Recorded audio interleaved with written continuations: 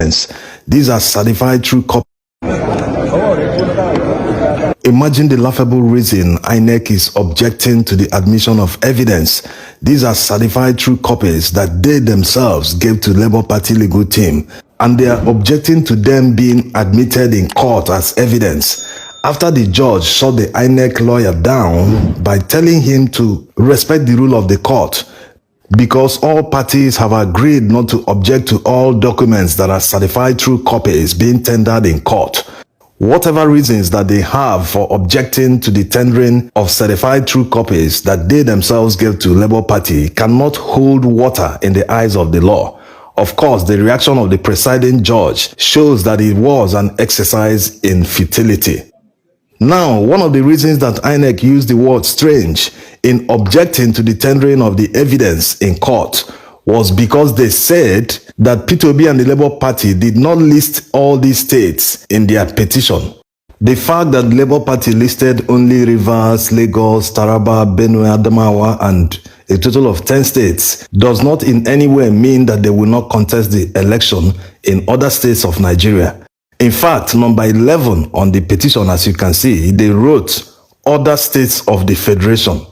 Does it mean that INEC Council no longer knows the meaning of other states of the Federation? Is this another case of wrong interpretation by INEC? They couldn't interpret "and" in the Constitution, that's talking about the 25% requirement in the FCT, Abuja. Now the INEC Council cannot even understand what other states of the Federation means. This is a presidential election, and the candidate in the said election reserves the right to contest the election in court, and he has the right to contest the election in any location in Nigeria.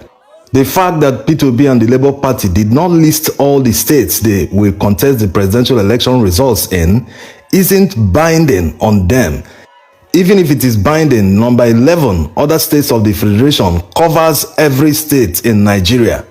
So it's either the INEC guys are playing games or they have run out of telling lies, because when one tells a lie, he will need to tell a second one to cover the first one. When the second one is about to be discovered, he will need to tell a patch-up, to cover the second and the first ones. And up till the time they will now run out of telling lies, which will happen in court. Because the certified true copies of Form EC8As that INEC gave to the Labour Party legal team that have now been admitted in court as evidence, like in the other video where we explained the probate value of Form EC8As in election disputes. In the eyes of the law, when a candidate brings to court certified true copies of Form EC8As from INEC, there is no room for technicality, because these are the results that INEC themselves released. These are the results in the eyes of the law that INEC looked at and calculated and collated before they announced the results. So when a candidate tenders this kind of evidence in court, it is highly unlikely that the candidate will lose the court battle. So INEC and the APC are aware of this. That's why INEC refused initially to even give the Labour Party legal team the required documents. But at the end, it seems like they've given them everything that they require, including the Beavers reports, though we still need confirmation from the Labour Party legal team. With the admission of INEC CTCs in court as evidence, it makes it easier for the judges to see what really happened during the election. How INEC collated results do not match polling unit results. There's no perfect crime. They left traces and clues. Are you going to accredit at the polling unit? We are going to the RAC center. That is where the network is from. No, Please hold on. Now, let's make an illustration so that you understand what actually happened on election day. How INEC subverted the will of the people.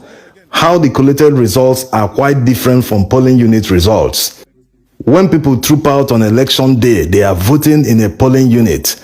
And all polling units in a particular area are under a ward. A ward is like the headquarters. So you have 10s or 20s of polling units under a ward. When people finish voting and the votes are counted at the polling unit, the polling officer will take the result sheet to the headquarters of the ward.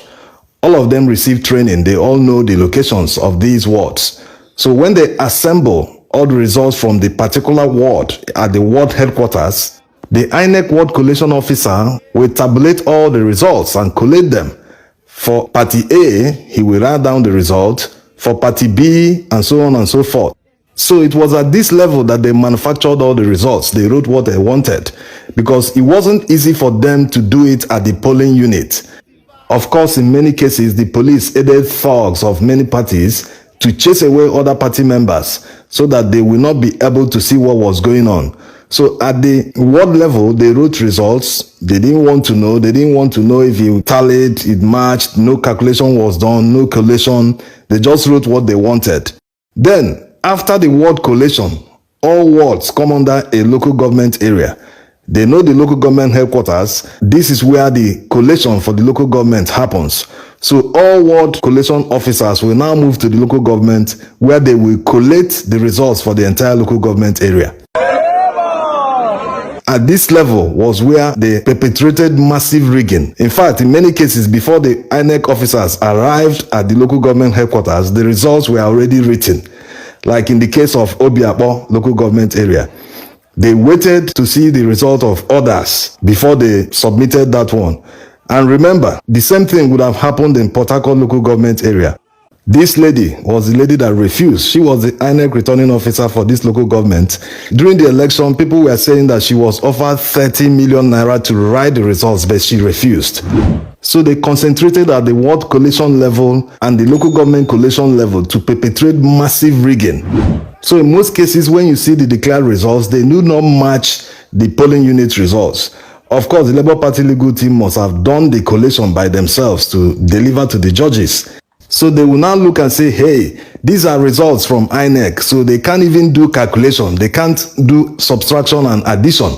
How come the results don't match the declared results?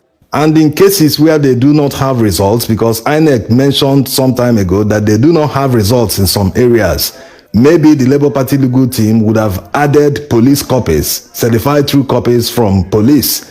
This will aid the judges in arriving at the legal votes. They don't even need to look at the political party copies. INEC copies alone proves that the results that was announced at the state level before they brought it to Abuja, the National Collation Center, do not match. That when you calculate all the polling unit results, that they do not match. 78! This presidential election petition tribunal will be the easiest for the petitioners to prove in Nigeria's history because the rigging was so massive and blatant. They didn't even bother to cover their tracks in any way. The only place the Labour Party legal team should watch out for is technicality. They are already showing that it is technicality that they are looking at to strike off the matter. That was the same reason Tinubu hired Wole Olanipekun, because he is good in technicality. Anyway, we'll be bringing you updates on Monday when the tribunal resumes hearing of the petition. We'll be bringing you the full transcript of what transpired in court. Thanks for watching. 353, 354, 355, 356, 357, 358, 359, 360.